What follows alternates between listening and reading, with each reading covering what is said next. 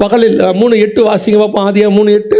பகலில் குளிர்ச்சியான வேளையிலே தோட்டத்தில் உலாவுகிற தேவனாகிய கர்த்தருடைய சத்தத்தை அவர்கள் கேட்டார்கள். அப்பொழுது ஆதாமும் அவன் மனைவியும் தேவனாகிய கர்த்தருடைய சந்நிதிக்கு விலகி தோட்டத்தின் விருட்சங்களுக்குள்ளே ஒளித்துக் கொண்டார்கள். தோட்டத்தின் விருட்சங்களுக்குள்ளே ஒளிந்து கொண்டார்கள். அப்படின்னா என்ன அர்த்தம்? அந்த சத்தம், தேவன் உலாவுகிற ஒரு சத்தம் இருக்கு. அந்த உலாவுகிற சத்தம் அவங்களுக்கு பயத்தை உண்டு பண்ணுகிறது. வசனம் சொல்லுது, அப்பொழுது அவர்கள் சத்தத்தை கேட்டார்கள், ஆதாமும் அவன் மனைவியும் தேவனாகிய கர்த்தருடைய சத்தத்தை விலகி தோட்டத்தில். அப்பொழுது அவன் சொல்றான், 10வது வசனம் வாசிங்க.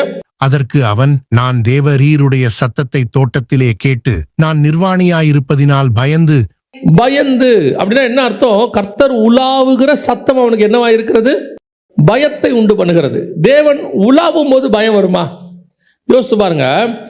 ஒருத்தர் வேகமாக நடந்து வர்றாருன்னா நமக்கு பயம் வரும். அவர் வர்ற வேகத்தை பார்க்கும்போது நம்ம என்ன செய்யும்? சில நேரத்தில் ஆஃபீஸ் முடிச்சுட்டு கணவர் வருவார். அவர் வரும்பொழுது அவர் செருப்பு விடுற வேகத்திலே அந்த அம்மாவுக்கு புரிஞ்சு போயிடும், இந்த ஆள் இன்னைக்கு என்ன சரியில்லை அப்படின்னு. அவர் செருப்பு விடுற வேகமே. அப்போ அந்த நடையை வச்சே நம்ம என்ன செய்ய முடியும்? சொல்ல முடியும். உலாவும் போது பயம் வருமா? தேவன் உலாவ வருகிறார். பகலில் குளிர்ச்சியான வேளையிலே உலாவும்படி கூலா ரிலாக்ஸாக கர்த்தர் வர்றார். உன்னோடு கூட நான் சஞ்சரிக்க விரும்புகிறேன். I want to walk with you. அதான் கர்த்தருடைய திட்டம். அப்படி தேவன் இவ்வளவு கூலா இருக்க அந்த நேரத்தில் அந்த சத்தம் பயத்தை உண்டு பண்ணுமா? யோசிச்சு பாருங்க. வசனம் சொல்லுது, அந்த சத்தத்தை கேட்டு பயந்து. ஏன் அந்த சத்தத்தை கேட்டால் பயம் வருது? ஒரு கோபமான சத்தத்தை கேட்டால் பயம் வரணும். இப்போ எலியாவுக்கு வந்து பயம் வந்துச்சு. காரணம் என்னன்னா, கண்மலையை பிளக்கத்தக்கதான ஒரு சவுண்டு, பெருங்காற்று, அதை பார்த்தா பயம் வருது. நியாயம் இருக்கு. இப்போ இஸ்ரவேல் ஜனங்களுக்கு ஒரு பயம் வந்துச்சு. பயங்கரமான இடி இடிச்சுது, மின்னல், அந்த காட்சி அவர்களுக்கு பயத்தை உண்டாக்கிது. அந்த பயம் வந்ததுக்கு நியாயம் இருக்கு. இப்போ உலாவுகிறதுல நியாயம் வருமா? பயம் வருமா? யோசிச்சு பாருங்க. பல நேரத்தில் கர்த்தர் நம்மோடு கூட இப்போ அப்படிதான் இருக்கிறார். இப்போ நம்ம கூட அப்படிதான் இருக்கிறார். அதுவும் இந்த கிருபையின் காலம்னு சொல்ற இந்த காலத்தில், அவருடைய ரத்தம் சிந்தப்பட்டு சபை எடுத்துக்கொள்ளப்படுகிற இந்த இடைப்பட்ட காலத்தில் கர்த்தர் நம்மதில் உலாவுகிறவராய்த்தான் இருக்கிறார். கர்த்தர் இன்னும் நம்ம மேல கோபமாவே இல்லை. இப்போ கூட பாருங்க, கர்த்தர் கோவப்பட்டார்னா, பழைய ஏற்பாடாக இருந்துச்சுன்னா, நியாயப்பிரமாணமாக இருந்துச்சுன்னா, சர்ச்சில் ஒருத்தர் கூட இருக்க மாட்டோம். டெய்லி 10 பேரை நம்ம கொண்டு போய் புதைக்கிற வேலை தான் இருக்கும். அவ்வளோதான் நடக்கும். இன்னைக்கு இருக்கிற நிலைமைக்கு கர்த்தர் அடிக்கிற கோபத்தில் இருந்து, அதுவும் புல்பீட்டில் ஆரம்பிக்கும். அது அப்படி தான் சொல்கிறாரு, மூப்பர் இடத்தில் தொடங்குங்கிறார். ஆனால் இது புதிய ஏற்பாட்டு காலமாக இருக்கிறதுனால, இயேசு கிறிஸ்து ரத்தம் சிந்தப்பட்டதுனால கர்த்தர் இன்னும் பொறுமை உள்ளவராக இருக்கிறார், நீடிய பொறுமை உள்ளவராக இருக்கிறார். ஆனால் நல்லா கவனிச்சு பாருங்க, எப்போ உங்களுக்கு தேவனிடத்தில் பயம் வருகிறது? உங்களுக்கு எப்போ பயம் வருதுன்னு பாருங்க. தெளிவாக தெரியும். நீங்க சர்ச்சுக்கு நல்லா வந்துகிட்டு இருக்கிறீங்க, ஆவிக்குரிய வாழ்க்கையில் இருக்கிறீங்க. எப்போ நீங்க தேவனை விட்டு கொஞ்சம் தூரம் போறீங்களோ உங்களுக்கு பயம் வரும். உங்க ஆவிக்குரிய வாழ்க்கையில் ஒரு பயம் வரும். இந்த பயம் எதனால் உண்டாகிறது? எனக்கும் தேவனுக்கும் உள்ள ஸ்பிரிச்சுவல் கனெக்ஷன் கட் ஆகுது.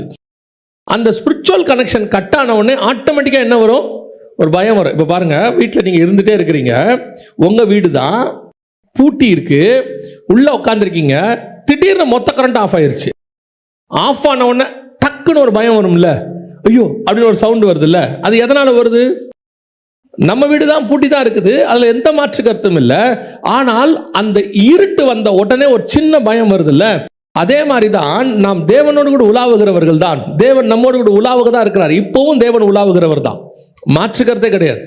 இன்னும் அமைதியா இருக்கிறாரு, பொறுமையா இருக்கிறாரு, அன்பா இருக்கிறாரு. ஆனால் நமக்கு கர்த்தருடைய சத்தம் பயமா இருக்கிறது. கர்த்தர் சில நேரங்களில் நமக்கு இருதயத்தில் ஒரு பயம் வருது. இதுதான் நம்ம என்ன சொல்றோம்னா, ஆவியானவர் வரும்போது பாவத்தை குறித்தும் நீதியை குறித்தும் நியாயத்தீர்ப்பை குறித்தும் கண்டித்து உணர்த்துகிறார். அந்த உணர்த்துகிறது இருக்குல்ல, அந்த உணர்த்துகிறது நமக்கு என்னவாகுதுன்னா பயமா மாறுது. இப்போ அப்பா வந்துட்டு அடிக்க மாட்டாரு, ஆனா அவர் பேசுற வேகமே, அந்த அவர் சொல்ற விஷயமே நமக்கு என்னத்தை செய்யும்? சில நேரத்தில் வந்து பார்த்தீங்க, அப்பா வந்து என்னடா என்ன அப்படின்னு உடனே அவனே யோசிப்பான், இவர் எது கேட்குறாரு, இது என்னவா இருக்கும்? ஆட்டோமேட்டிக்காக ஒரு பயம் வரும் தெரியுமா? பல நேரங்களில் கவனித்து பார்த்தீங்கன்னா, நம்மளை அறியாமலேயே அவங்க கேட்கறது சாஃப்டாக தான் இருக்கும். எதனால், ஏன் அப்படின்னு சொல்லி சில நேரத்தில் அவர்கள் செய்கிறது சாதாரணமாக இருக்கும், நமக்கு அது என்னவாக்குது? பயங்கர பயத்தை உண்டாக்குகிறது. இப்ப தேவன் உலாவுகிறவரை தான் இருக்கிறார், மாற்று கருத்தே இல்லை. இன்னும் கிருபை நம்மேல் இருக்கிறது, இன்னும் பாதுகாத்துட்டு இருக்கிறார். ஆனால் அவைகளுக்கு நடுவில் அவர் உலாவும் போது ஏன் அந்த சத்தம் ஆதாமுக்கு பயத்தை உண்டு பண்ணுகிறது என்று சொன்னால், அந்த உலாவுகிற சத்தமே எனக்கு ஒரு பயத்தை உண்டாக்குறது. ஏன்னா இப்போ நான் வேறொரு காரியத்தை, கர்த்தருக்கு பிரியமில்லாத ஒரு காரியத்தை செய்து விட்டேன், அவ்வளவுதான். கர்த்தருக்கு பிரியமில்லாத காரியம் ஒன்று எனக்குள்ள வந்துருச்சு. அவர் செய்யக்கூடாதுன்னு சொன்னதை நான் செஞ்சுட்டேன். நான் செஞ்ச உடனே இப்போ எனக்கு அது என்னவா மாறுது? ஒரு பயத்தை உண்டாக்குகிறது. அப்போ உலாவுகிற தேவனை விட்டு முதலாவது தேவன் விலகவில்லை, மனுஷன் விலகினான். இப்போ நான் சொல்றேன், கர்த்தர் ஒரு நாளும் நம்மை விட்டு விலகுகிறது இல்லை. கர்த்தர் கடைசி வரைக்கும் உங்களை என்னையும் தூக்க வேண்டும் என்று தான் விரும்புகிறார். லாஸ்ட் மினிட் வரைக்கும் நம்ம ஆண்டவரை மாதிரி நம்மளை காப்பாற்றணும்னு நினைக்கிற ஆளு மனுஷன், தேவன் உலகத்தில் வேற யாரும் கிடையாது, அவர் ஒருத்தர் மட்டும்தான். தாய் தகப்பன் கூட ஒரு இடத்துல விட்டுருவாங்க, இதுக்கு மேலே இது உருப்பிடாது, அவ்வளோதான், வாய்ப்பு இல்லை. சில நேரத்தில் ஒரு ஒரு பேப்பரில் வந்த செய்தி, அப்பா வந்து என்ன பண்ணிட்டாராம், பையனை பிடிச்சி போலீஸில் கொடுத்துட்டாரா. ஏன்னு கேட்டால் அவன் திருத்த மாட்டாங்க, எவ்வளோ சொல்லி பார்த்துட்டேன், அப்பாவே கை கழுவிட்டார் முடியாதுன்னு சொல்லி. ஆனால் பரம தகப்பன் கை கழுவுறதே இல்லை. இப்போ யோசிச்சு பாருங்க, ஆதாம் பழம் சாப்பிட்டான்றது அவருக்கு நல்லா தெரிஞ்சு போச்சு, நல்லா தெரியும். அவருக்கு தெரியா இருக்குமா, சர்வ வல்லமை உள்ள தேவன் தெரியாமல் இருக்குமா? வந்து குளிர்ச்சியான வேளையில், ஆதாமே நீ எங்கே இருக்கிறாய்? இன்னும் அவர் அவனை தேடுறாரு, இன்னும் நம்மை தேடுகிறார். கர்த்தருக்கு பிரியமில்லாத எத்தனையோ காரியத்தை நாம் செய்கிறோம், கர்த்தருக்கு விருப்பம் இல்லாததை நாம் செய்கிறோம். சில காரியங்கள் நமக்குள் வருகிறது, அது சிந்தனையினாலேயோ செய்கையினாலேயோ அல்லது உபதேசத்தினாலேயோ ஏதோ ஒன்று. இப்போ நீங்கள் பார்த்தீங்கன்னா பழம் சாப்பிட்டாங்கிறது பார்க்கறதுக்கு இருக்கும். ஆனால் 2 கொரிந்தியரில் சொல்லும் பொழுது அவர் வந்து என்ன வார்த்தை சொல்றார், 11ஆம் அதிகாரத்தில் 2-3 வசனத்தில் சொல்லும் போது பவுல் சொல்றாரு, அது உபதேசம்னு சொல்றாரு. எப்படி ஏவாள் பழம் சாப்பிட்டாங்களோ அந்த மாதிரி நீங்களும் கிறிஸ்துவை பற்றின உண்மை நின்று உங்கள் இருதயமும் விலகி விடுமோ. அதாவது நம்ம என்ன ஏதோ ஒரு விதத்தில் உபதேசத்தினாலேயோ செய்கையினாலேயோ சிந்தனையினாலேயோ ஏதோ ஒன்றில் நம்ம என்ன செய்கிறோம், கர்த்தரை விட்டு விலகுகிறோம். விலகின உடனே என்ன ஆகுது, நாம் தான் தேவனை விட்டு விலகி ஓடி ஒளிந்து கொள்கிறோம். ஆனால் கர்த்தர் இன்னும் தேடுகிறார். நீ எங்கே இருக்கிற? அல்ல ஆண்டவரே, உங்க சத்தம் ஏன்பா, இந்த சத்தம் ஏன்பா உனக்கு பயத்தை உண்டாக்குது, இந்த சத்தம் ஏன் பயத்தை உண்டாக்குது? இல்ல ஆண்டவரே, இந்த சத்தத்தோடு கூட நான் ஒரு நாள் நடந்து கொண்டு இருந்தவன். இதே சத்தத்தோடு அவன் என்ன பண்ணியிருக்கிறான், ஆண்டவர்கிட்ட நடந்திருக்கிறான். அந்த உலாவுகிற சத்தம் ஒரு நாள் அவனுக்கு எப்படி இருந்தது, சந்தோஷமா இருந்தது. ஆலயத்தில் ஆவியானவர் பேசும்போது உங்களுக்கு சில நேரத்தில் இருதயத்தில் குத்தப்படும்.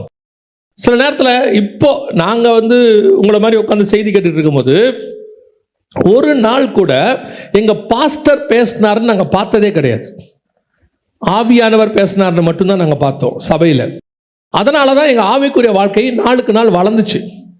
குத்தம், அவர் பேசும்போது குத்தம். ஒரு நாள் கூட பாஸ்டர் ஏதோ நம்மளை பற்றி தெரிஞ்சுக்கிட்டு பேசுகிறாரோ அப்படின்னு நாங்கள் உணர்ந்ததே கிடையாது. எங்களுடையதான ஒரே உணர்வு, எங்களோடு கூட ஆவியானவர் பேசுகிறார். யோசிச்சு பாருங்க, அந்த வார்த்தை, அந்த கர்த்தருடைய வார்த்தை எப்பவுமே கிருபை பொருந்ததா இருக்கு, நம்ம கிட்ட அன்பா தான் இருக்கு. ஆனால் நமக்கு அது குத்துகிறது இல்லை. அதுக்கு காரணம் என்னன்னா, நான் தோட்டத்துக்கு பின்னாடி ஒளிந்து கொண்டிருக்கிறேன், விருட்சங்களுக்கு பின்னால் ஒளிந்து கொண்டிருக்கிறேன். எனக்கும் தேவனுக்கும் நடுவில் ஏதோ ஒரு பிரச்சனை இருக்கிறது. ஒரு நாளும் கர்த்தர் என்னை விட்டு விலகவே இல்லை. அன்னைக்கு விலகின ஆதாம் அதோட தோட்டத்தை விட்டு வெளியே போயிட்டான், அவ்வளவுதான். நீங்க அந்த விலகும் போதே திருப்பி கர்த்தரோட கூட ஒப்புரவாக ட்ரை பண்ணணும். இல்ல ஆண்டவரே, அது என்ன ஆச்சு, பரவாயில்ல, நான் திருப்பி வந்து. அதனால்தான் எனக்கு ரொம்ப அந்த 51ஆம் சங்கீதம் இருக்கு பாருங்க, அதை வந்து டெய்லி ஒரு நாள் படிச்சா கூட தப்பு கிடையாது. 51ஆம் சங்கீதத்தை டெய்லி ஒரு நாள் படிச்சா கூட தப்பு கிடையாது. இவர் தாவீது தப்பு பண்றார். பண்ணி முடிச்ச உடனே அந்த செகண்ட் அவருக்குள்ள என்ன ஆகுது, ஸ்பிரிச்சுவலி ஒரு பிரச்சனை வருது, ஸ்பிரிச்சுவல் ப்ராப்ளம் வருது. வந்த உடனே மனுஷன் போய் அதை சரி பண்றாரு பாருங்க. எதை சரி பண்றாரு பாருங்க, என் ராஜ்யத்தை திருப்பி கொடுன்னு கேட்கல அவரு. புரியுதா? என்ன கேட்டார் அவரு? உம்முடைய பரிசுத்த ஆவி என்னை விட்டு எடுபடாமலும் உம்முடைய ரட்சண்ய சந்தோஷத்தை என்னை விட்டு திரும்பவும் எனக்கு தாங்க. ஆண்டவரே, உங்களுக்கு எனக்கு நடுவில் ஒரு கேப் வந்துருச்சுப்பா, ஒரு சின்ன கேப். பல நேரத்தில் இந்த கேப் வரும்போது அந்த கேப்பை நம்ம என்ன பண்றோம்னா ஃபில் பண்ண விரும்புறது இல்லை. அந்த சந்தோஷத்துக்குள்ள இப்போ பத்சேபாலால ஒரு சந்தோஷம் இருக்கு, கர்த்தரால ஒரு சந்தோஷம் இருக்கு. அதுதான் ரட்சண்ய சந்தோஷம். பத்சேபாலால வர சந்தோஷம் இருக்கு, அதுல எந்த மாற்று கருத்தும் இல்லை. இப்ப இந்த சந்தோஷத்திலேயே தாவீது இருந்துட்டு ரட்சண்ய சந்தோஷத்தை மறந்துட்டானா அவன் விருட்சங்களுக்கு பின்னால் ஒளிந்து கொண்டவன், அதுக்கு பின்னாடி வரமாட்டான்.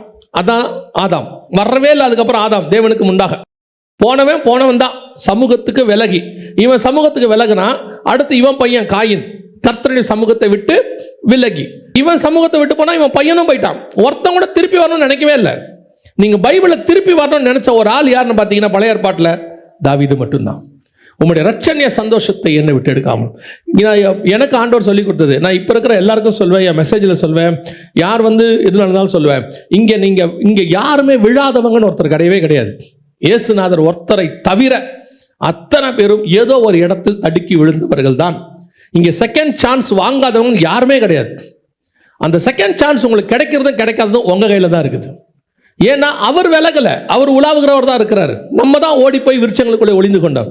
திருப்பி அவர்கிட்ட வந்துட்டா செகண்ட் சான்ஸ் உண்டு. திருப்பி அதுக்குள்ளே வந்துட்டோம்னா செகண்ட் சான்ஸ் உண்டு.